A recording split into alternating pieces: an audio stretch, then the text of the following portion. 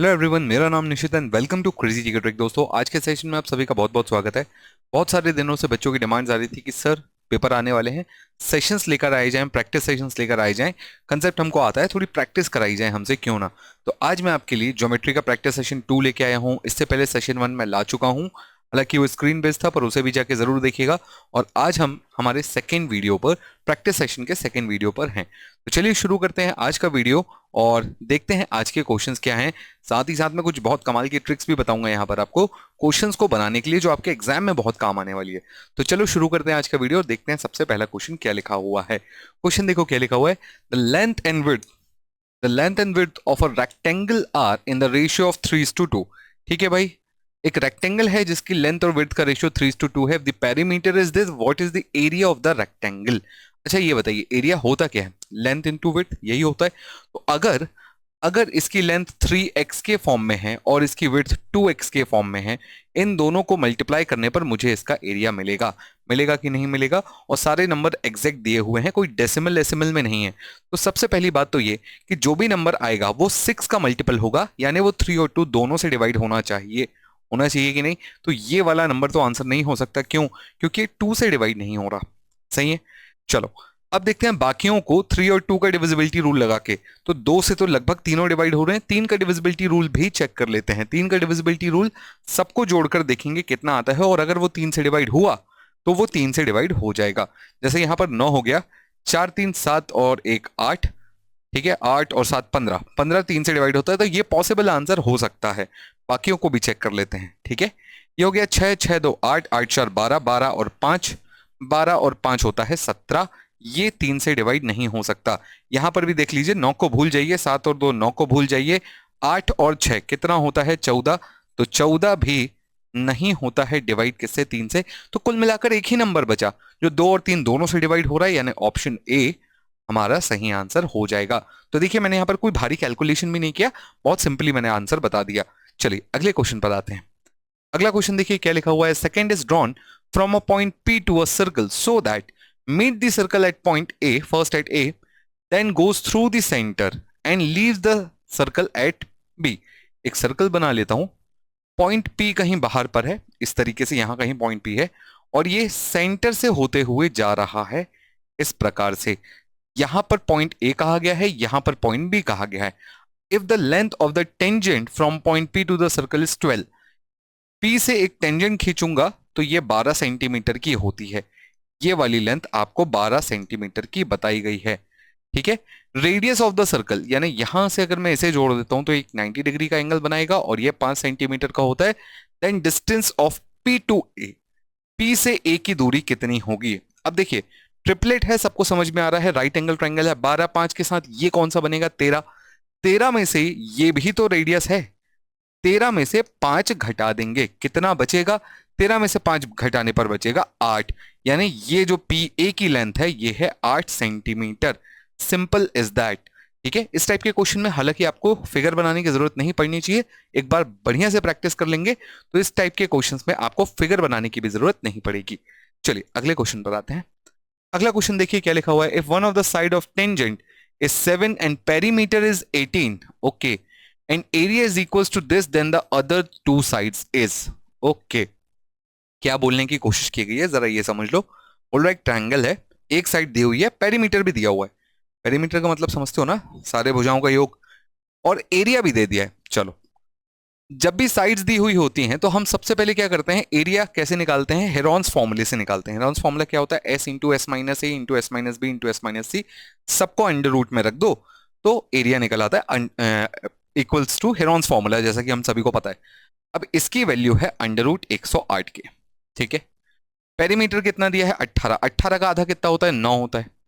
Into 9 minus 7 कितना होगा? 9 minus 7 करूंगा तो ये होगा 2। बोलो ठीक है। फिर 9 माइनस ए एक साइड हो जाएगी और 9 माइनस बी दूसरी साइड हो जाएगी। बोलो यहां तक मुझे नहीं लगता किसी को किसी प्रकार की कोई समस्या होने वाली है। पेरीमीटर दिया है, सेमी पेरीमीटर यानी एस 9 होगी उसकी वैल्यू। 9 दूनी 18, धीरे धीरे काटना चाहो तो धीरे धीरे काट लो। अंडर रूट हटा दो पूरी तरीके से, अंडर रूट से अंडर रूट कैंसिल। 9 से काटना, 9 एकम 9, 9 दूनी 18, फिर 2 से काटना, ये 6 बार में आ जाएगा। तो बेसिकली मुझे 9 minus A into 9 minus B की वैल्यू चाहिए है इक्वल्स टू 6 के। अब बिल्कुल इसे कैलकुलेट नहीं करेंगे, हम ऑप्शन से रख के देख लेंगे भाई। 9 में से 6 गया तो 3 बचेगा, 9 में से 5 गया तो 4 बचेगा। मल्टीप्लाई करने पे तो कतई 6 नहीं आ रहा, पहला ऑप्शन नहीं हो सकता।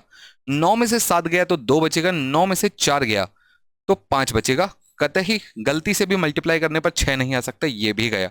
9 में से 6 गया, सॉरी 9 में से 3 गया तो 6 बचेगा, 9 में से 8 गया तो 1 बचेगा। 6 इंटू 1 इक्वल्स टू 6 होता है। हमारा आंसर ऑप्शन डी सही होगा। बोलो ठीक है। बहुत ही सिंपल क्वेश्चन था, तरीका सही हो तो बहुत इजीली आंसर आ जाएगा। अगले क्वेश्चन पर चलते हैं। अगला क्वेश्चन देखो क्या लिखा हुआ है। P and PB are two tangents on circle and O is the center of the circle। ठीक है, रेडियस इज 5 सेंटीमीटर। O से A का डिस्टेंस 5 है, O से B का डिस्टेंस भी 5 है। OP का मतलब सेंटर से पॉइंट P की दूरी, ये 13 दी हुई है। चलो बहुत बढ़िया, अगर ये 13 है तो ये अपने आप 12 हो जाएगी, क्योंकि यहां पर ये 90 डिग्री का एंगल बनाएगा। रेडियस पॉइंट ऑफ टेंजेंट से 90 डिग्री का एंगल बनाता है, ये सबको पता है। ठीक है, आगे क्या लिखा हुआ है, मतलब area of triangle PAB। PAB कहां है, ध्यान से देखो, ये है P, ये है A, ये है B। अगर मैं इसे ऐसे सिंपल जोड़ देता हूं तो ये वाला जो ट्राइंगल है इसका एरिया उसने बोला M है, तो आपको बताना है अंडर रूट M अपॉन 15 की वैल्यू क्या होगी। अब सुनो जरा ध्यान से। सबसे पहले तो इस वाले ट्राइंगल का मुझे एरिया बताओ, कौन कौन से। ट्राइंगल OPA का कितना होगा। आप बोलोगे सर राइट एंगल ट्राइंगल है, 1/2 बेस इंटू हाइट, यानी 5 इंटू 12, यही होगा। 12 पंजे 60 का आधा 30 होता है, यानी इसका एरिया हो जाएगा 30। इस वाले हिस्से का एरिया हो जाएगा 30। ठीक है, अच्छा आपको यह भी पता है कि नहीं पता है कि अगर मैं यहां से ये वाली लाइन यहां पॉइंट पे कनेक्ट करता हूं तो ये एक 90 डिग्री का एंगल बनाता है। और अगर ये एक 90 डिग्री का एंगल बना रहा है, यानी एक राइट एंगल से आप 90 डिग्री वाले से परपेंडिकुलर पर या हाइपोटेनस पर एक परपेंडिकुलर बनाते हो, तो आपको ये पता होना चाहिए कि जो हाइपोटेनस है वो दो हिस्सों में बट जाएगी। कैसे दो हिस्सों में, इनके स्क्वायर के दो हिस्सों में, इन रेशियोज में बढ़ जाएगी, यानी 5 के स्क्वायर और 12 के स्क्वायर के रेशियो में बट जाएगी ये दो साइड्स। बोलो ठीक है। अगर ये दो साइड्स इस रेशियो में बट रही है तो एरिया भी इसी रेशियो में बटेगा कि नहीं बटेगा, क्योंकि दो ट्राइंगल्स हैं, दोनों की हाइट सेम है। जब दोनों की हाइट सेम हो गई तो ये छोटा वाला और ये बड़े वाले ट्राइंगल में डिफरेंस क्या बचा, सिर्फ बेस का।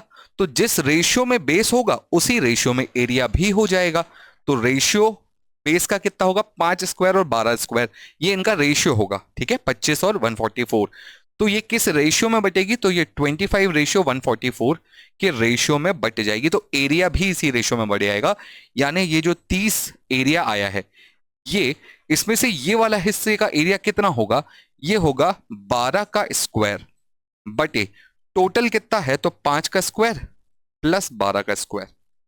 बोलो ठीक है, ये आएगा इसका एरिया, ये आएगा इसका एरिया, किसका, इतने का, बस इतने का। मुझे तो ये वाला एरिया भी चाहिए और साथ ही ये वाला एरिया भी चाहिए, तब तो ट्राइंगल PAB बन पाएगा। तो इसमें इंटू 2 जरूर कर लेना। ये आ गया M की वैल्यू। ठीक है, इसे डिवाइड करना है 5 से, सॉरी 15 से, और इसे अंडर रूट में रख देना। ठीक है, M बटे 15 अंडर रूट, तो बस मैंने वही किया, ये M की वैल्यू हो गई, इसको 15 से डिवाइड किया, अंडर रूट में रख दिया। चलो निकाल लेते हैं, 15 से काटेंगे, 15 दूनी 30, 2 इंटू 2, 2 बाहर आ जाएगा, तो ये आ गया 2 बाहर, यहां लिख देता हूं 2 बाहर आ गया। 12 का स्क्वायर 12 बाहर आ जाएगा, बटे ये कितना हो जाएगा, 5 का स्क्वायर प्लस 12 का स्क्वायर 130, सॉरी 169, 169 है, 13 का स्क्वायर है तो ये 3 आ जाएगा। तो ये कितना हो जाएगा, 24 बटे 13, यानी ऑप्शन बी हमारा सही आंसर हो जाएगा। तो एक बहुत ही बढ़िया सवाल था। ये छोटा सा कंसेप्ट ध्यान रखिएगा। ठीक है, जब मैंने ज्योमेट्री पढ़ाई है तो ज्योमेट्री के कई सारे वीडियोस में मैंने इस प्रॉपर्टी पर डिस्कशन भी किया हुआ है, तो इस प्रॉपर्टी को बहुत ध्यान से देखिएगा, बहुत काम आएगी कई जगहों पर। चलिए अगले क्वेश्चन पर आते हैं।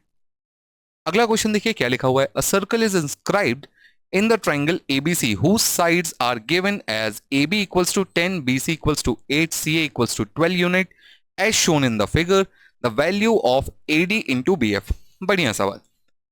अभी तक क्या होता था, क्वेश्चंस में आपको ये पूछता था कि चलो एक काम करो, AB की वैल्यू बता दो या AD की वैल्यू बता दो। अभी उसने कुछ मल्टीप्लाई करके पूछ लिया है, तो चलो निकाल लेते हैं, तरीका वही है जो पहले था।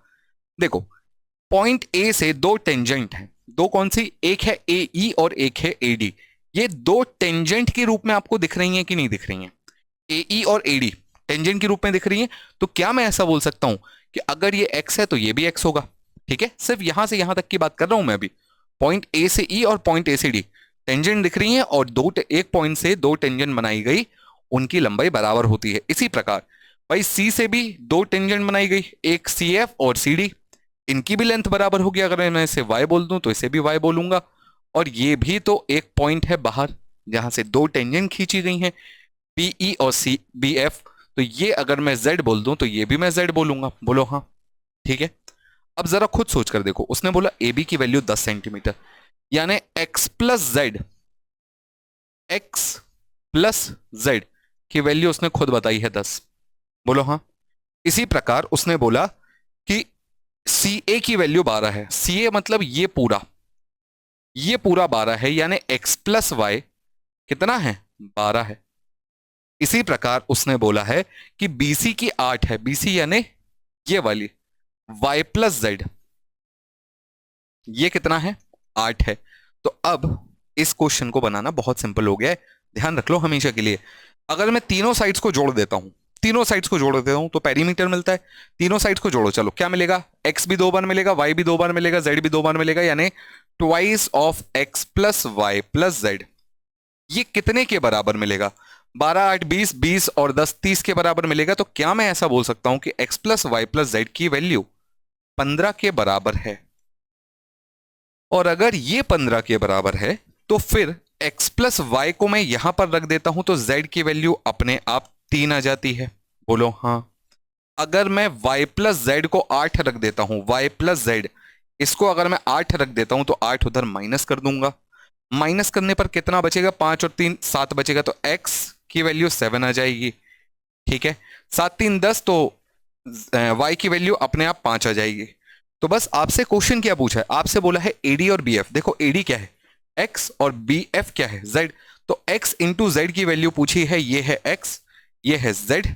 7 तिया 21 यानी 21 यूनिट। ऑप्शन बी हमारा सही आंसर होगा। अब ये मैंने आपको पूरा लिख कर समझाया है, ठीक है।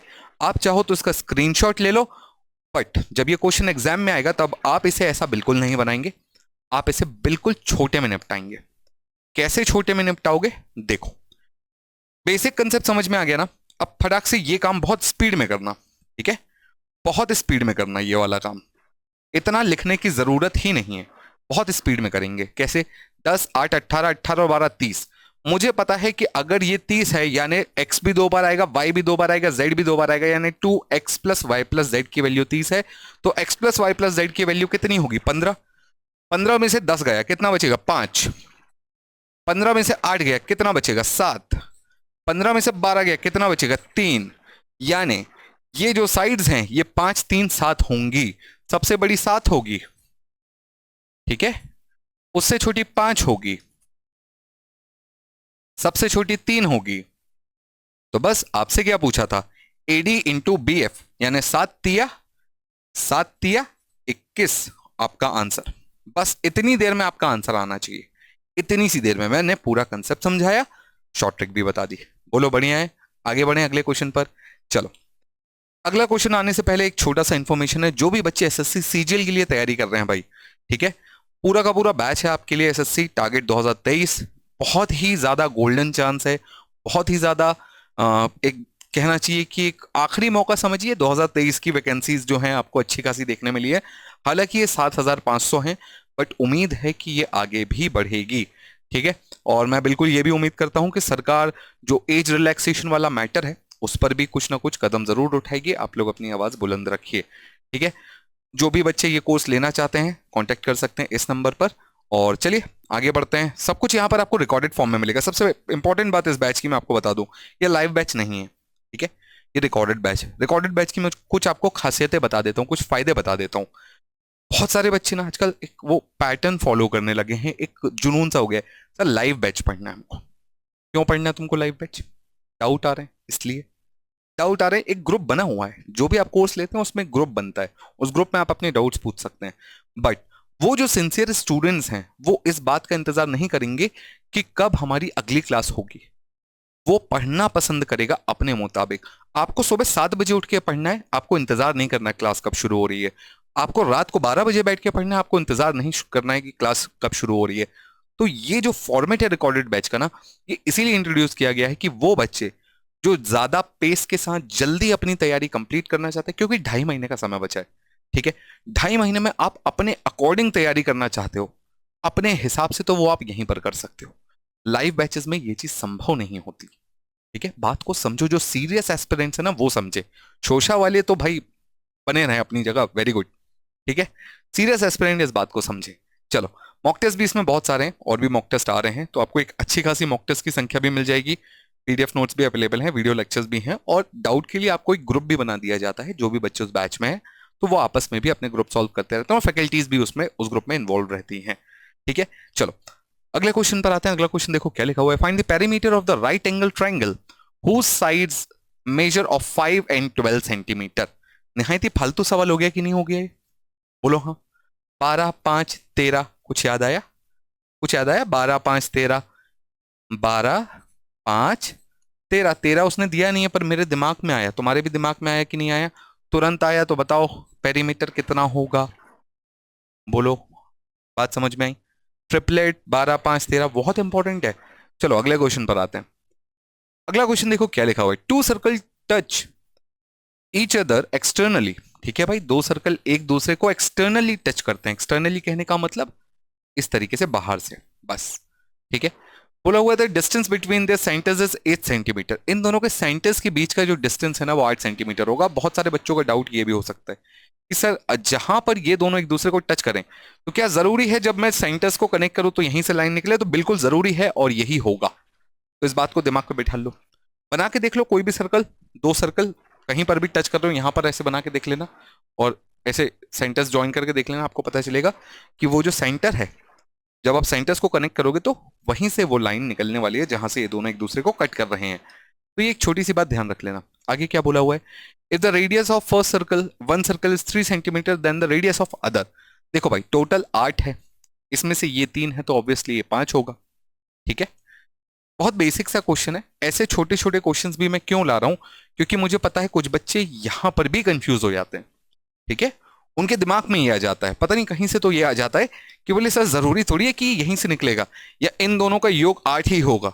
होगा यही होगा, ठीक। बना के देख लेना आप। तो ये छोटे छोटे पॉइंट्स कहीं ना कहीं एग्जाम में भी पूछता है, पूछा हुआ है। मैं अकेला नहीं हूं जो बता रहा हूं, एग्जाम में पूछा हुआ है, ठीक है।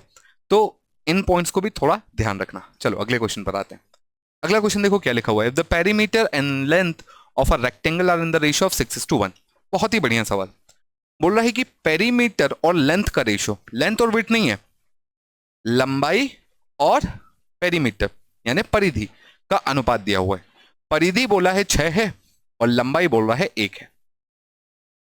अच्छा एक बात बताओ, एरिया भी फिर दे दिया है, पर एरिया पे चलो बाद में चर्चा करेंगे। सबसे पहले मुझे एक बात बताओ, अगर आपको अगर आपको ऐसा रेशियो दिया हुआ है तो क्या आप यहां से विड्थ निकाल सकते हो? भाई पेरीमीटर क्या होता है? 2 × L + B, यही होता है। और ये क्या है? L है। तो अगर L1 है, L1 है तो 2 × L कितना होगा? 2 हो जाएगा। तो इस 6 में से अगर मैं 2 × L को माइनस कर दूं तो बचेगा कितना? 4। ये 4 क्या है? ये 2B ही तो है। तो अगर मैं इसमें से 2 घटा दूं या माइनस बेसिकली डिवाइड कर दूं तो B की वैल्यू कितनी आ जाएगी? 2 आ जाएगी। तो एक तरीके से मैं बोल सकता हूं L × B, सॉरी इंटू नहीं, L ratio B, length ratio width, ये रेशियो क्या हो जाएगा? 1:2 हो जाएगा कि नहीं हो जाएगा? बोलो हाँ।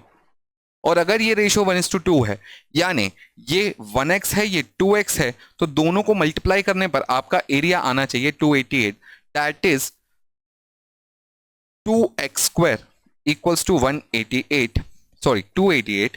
तो x स्क्वायर की वैल्यू 144 हो जाएगी। 144 किसका स्क्वायर है? 12 का। तो x की वैल्यू कितनी हो जाएगी? 12।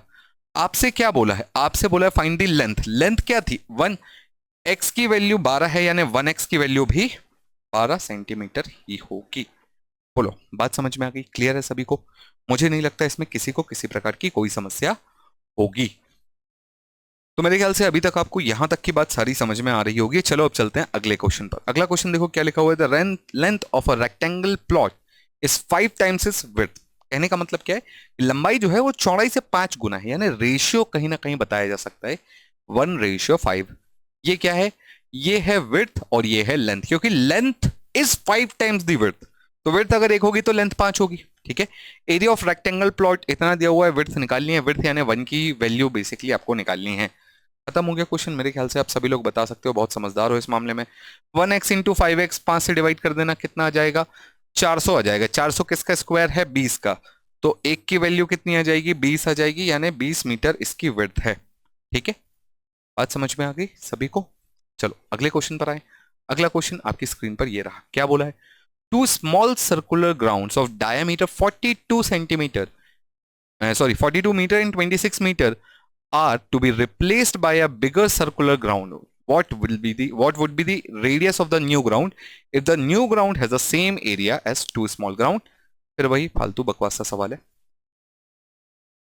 26 का स्क्वायर और 42 का स्क्वायर, 42 का स्क्वायर प्लस 26 का स्क्वायर, ये बराबर होना चाहिए नए वाले आर के स्क्वायर के बराबर, या आप इसको under root of 42 square plus 26 square भी बोल सकते हो। ये आ जाएगी आपकी आर की वैल्यू।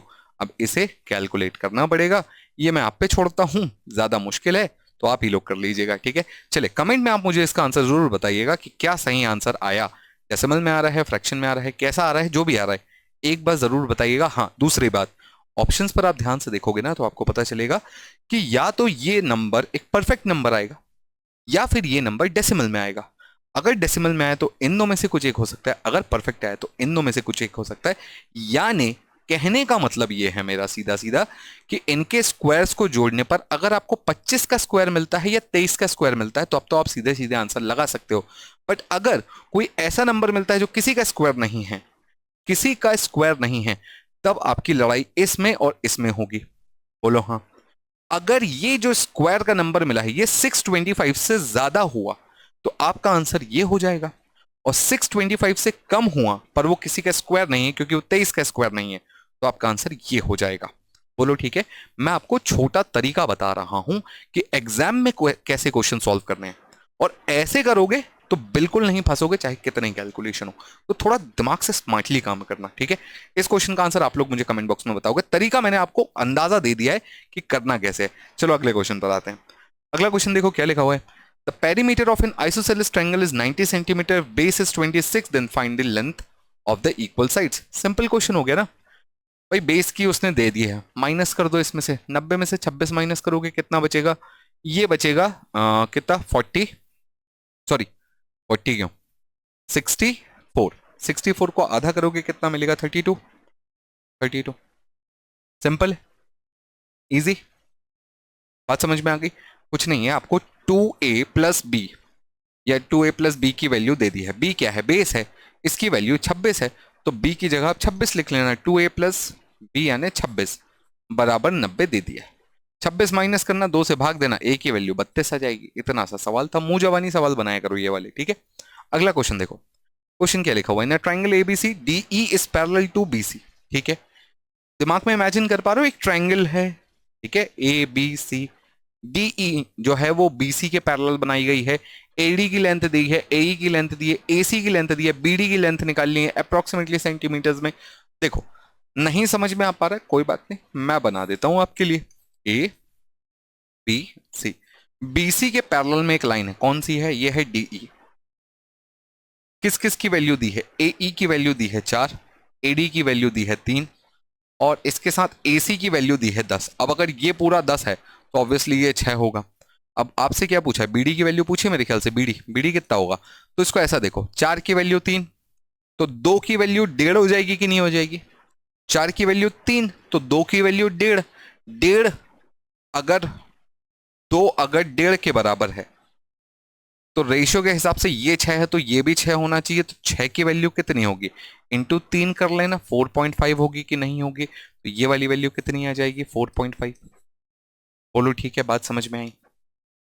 सिमिलैरिटी का कंसेप्ट पता है ना सभी को, सिमिलैरिटी का कंसेप्ट सभी को पता है कि नहीं पता है।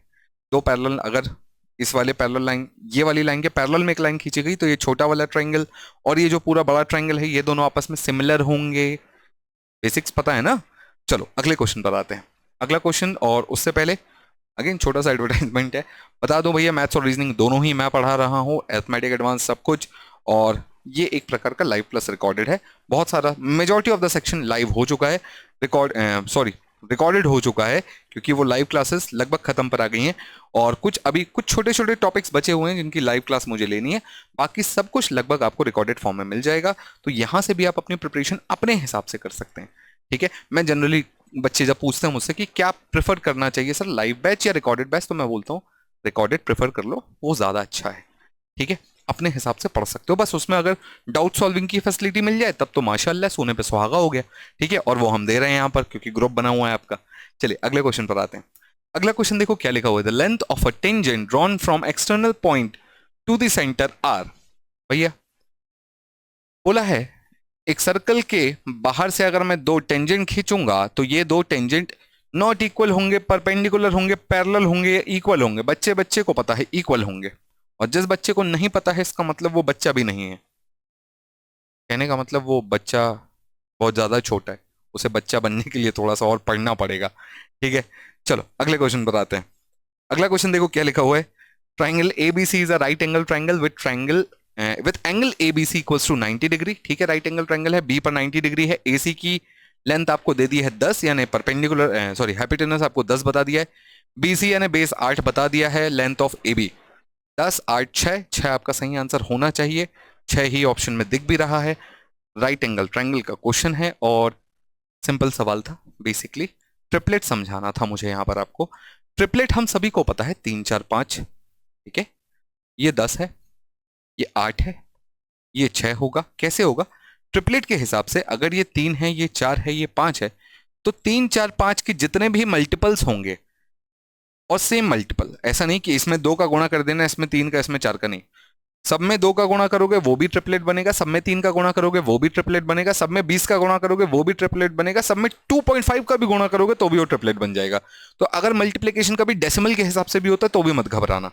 ठीक है, तो कभी भी ट्रिपलेट में मल्टीप्लाई हो रहा हो, ये नहीं चाहे कोई भी ट्रिपलेट हो, 12 13 5 भी है तो भी उसमें अगर सेम नंबर मल्टीप्लाई हो रहा है यानी सेम डिजिट मल्टीप्लाई हो रहा है तो वो जो आने वाले 3 नंबर्स होंगे वो भी ट्रिपलेट का ही रोल अदा करेंगे। बात समझ में आ गई। अगले क्वेश्चन पर देखो क्या लिखा हुआ है, a pair of tangent A B and A C. ठीक है, drawn from a point which is distant from 10 centimetre from the centre O. ठीक है, ए बी और ए सी, ये है ए, यहां से एक ए बी बनाया गया, यहां से एक ए सी बनाया गया। सेंटर से ए की दूरी कितनी है उसने आपको बोला है 10 है। ठीक है, okay, O radius of the circle 6 दिया हुआ है, ये 6 दिया हुआ है, ऑब्वियसली एक राइट एंगल ट्रायंगल बनेगा। 6 10 ये क्या हो जाएगा, 8 हो जाएगा अपने आप। एरिया ऑफ द क्वाड्रिलेटरल, बहुत ही बढ़िया, क्वाड्रिलेटरल का एरिया कितना होगा, देखो ऊपर वाले ट्रायंगल का एरिया निकाल सकते हो, कितना होगा 1/2 बेस इंटू हाइट, यानी 1/2 6 इंटू 8, यही होगा 8 या 24। अब अगर ये 24 है, ऊपर वाला 24 है, तो नीचे वाला भी 24 होगा ना, तो 24 दूनी 48, यानी 48 इस पूरे क्वाड्रिलेटरल का एरिया होगा। ऑप्शन डी हमारा सही आंसर होगा। क्लियर है सभी को, सिंपल क्वेश्चंस। अगला क्वेश्चन आपकी स्क्रीन पर ये रहा, क्या बोला हुआ है, area of an isosceles triangle is this, find is hypotenuse. Isosceles right angle triangle. ठीक है, एक आइसोसेलेस राइट एंगल ट्रायंगल के बारे में बात की गई है। अगर ये x है तो ये x है, तो ये √2x है, ऐसे ही होता है आइसोसेलेस राइट एंगल ट्रायंगल। ठीक है, इसका एरिया कितना होगा, तो 1/2 x इंटू एक्स होगा। इसकी वैल्यू उसने 121 बताई हुई है, तो क्या मैं यहां से x की वैल्यू 11√2 बोल सकता हूं, बोलो हाँ, 11√2 बोल सकता हूं। हाइपोटेनस कितनी होगी, इसकी हाइपोटेनस होगी √2x, यानी इसमें √2 का और मल्टीप्लाई करना पड़ेगा, तो हाइपोटेनस हो जाएगी 22, क्योंकि इसमें √2 का एक बार और मल्टीप्लाई करना पड़ेगा, तो 11 दूनी 22, यानी ऑप्शन बी हमारा सही आंसर हो जाएगा। ठीक है, सभी को समझ में आया कि नहीं आया। अगले क्वेश्चन पर चलते हैं। अगला क्वेश्चन देखो क्या लिखा हुआ है, if L is the circum centre of triangle. Circum centre क्या होता है? एक ऐसा सर्कल का सेंटर जो कि इस ट्राइंगल को घेरे हुए है। एक ट्राइंगल है ऐसा, और ये इसको घेरने वाले सर्कल का सेंटर है एक्स। ठीक है, एल, सॉरी एल। ट्राइंगल का नाम क्या है? X Y Z. X Y Z. चलो आगे क्या बोला है? Angle X equals to 40 degree. ये वाला एंगल 40 डिग्री है। आपको क्या बताना है? Y Z L. Y Z L. अच्छा, इसको अगर मैं ऐसा भी खींच दूं तो वाई जेड एल, ये वाला एंगल आपको बताना है। जेड ही बताना है, हाँ ठीक है। सबसे पहले तो ये समझो, सबसे पहले तो ये समझो कि अगर ये वाला एंगल आपका 40 है तो ये वाला एंगल कितना होगा? तो देखो, पेरीमीटर पे बनने वाला एंगल सेंटर पे बनने वाले एंगल का आधा होता है, या सेंटर पे बनने वाला एंगल पेरीमीटर पे बनने वाले एंगल का डबल होता है। तो ये 40 है तो ऑब्वियस सी बात है ये 80 होगा। अब ये भी एक छोटा सा ट्राइंगल है और जिसमें ये दोनों भुजाएं बराबर हैं क्योंकि दोनों रेडियस होंगी।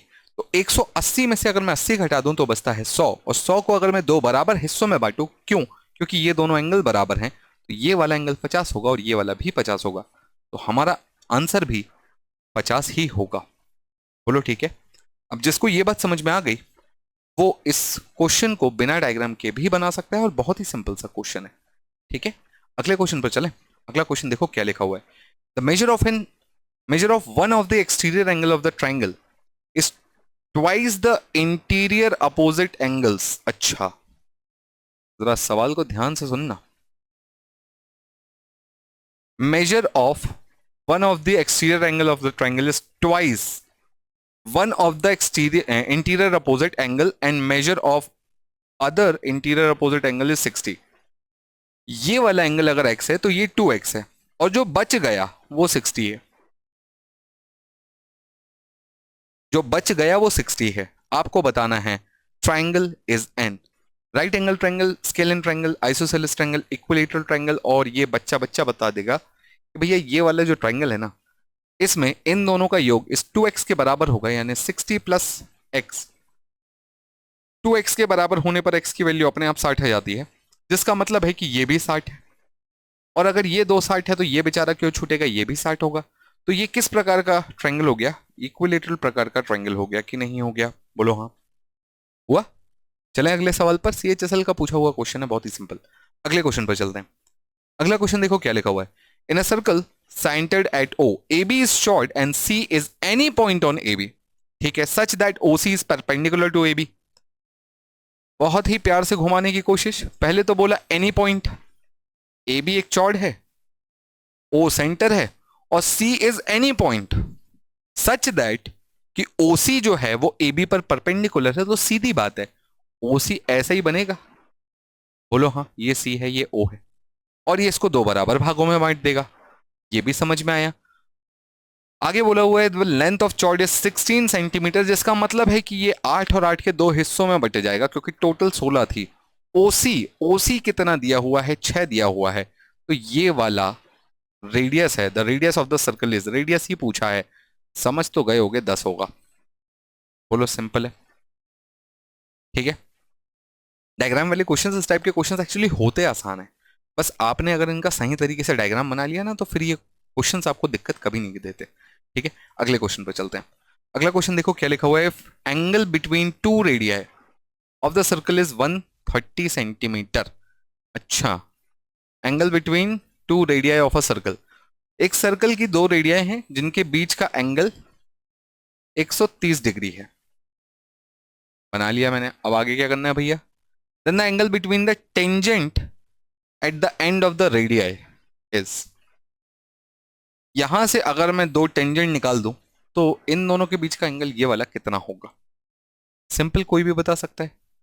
पता है कि नहीं पता है भाई? भाई चतुर्भुज बना, सारे कोणों का योग 360 होगा। दूसरी बात, ये तो 90 90 180 अपने अपने आप में खुश हैं, इनको कोई मतलब नहीं है, तुम कुछ भी बनाओ हम तो 90 रहेंगे। 90 90 180 वैसे ही निकल गया। बचे 180 में से अगर 130 ये निकल गया तो इधर के लिए तो केवल 50 डिग्री का ही एंगल बचा, यानी ये वाला कितना होगा? 50 डिग्री होगा, ऑप्शन है। तो मुझे नहीं लगता आपको इन सब क्वेश्चंस में किसी भी प्रकार की कोई भी समस्या आई होगी। आगे इसी प्रकार के और भी प्रैक्टिस सेशंस लेके आने वाला हूं, तो इस सेशन को जितना ज्यादा हो सके शेयर और लाइक करें, थोड़ा मोटिवेशन मुझे भी मिले। तो अगले सेशंस पे कुछ और बढ़िया सवाल लेकर आऊं। थोड़ा बेसिक से क्वेश्चंस थे आज जानबूझ के, ताकि जो बच्चे अभी तैयारी शुरू कर रहे हैं उनको ऐसा ना लगे कि कुछ भी नहीं आता। थोड़ा उनके बारे में भी सोचना चाहिए ना, जिनको थोड़ा कम आता है। तो उनके लिए भी कहीं ना कहीं ये सेशन था कि बेसिक बिल्डअप हो। अब जैसे जैसे हम सेशन में आगे बढ़ेंगे और हम सेशंस लाएंगे, वैसे वैसे जो लेवल है उसका बार धीरे धीरे इंक्रीज होता जाएगा। तो चलो आज के लिए इतना ही, मिलते हैं अगले वीडियो में। तब तक keep studying, stay safe, thank you, bye bye, take care and जय हिंद।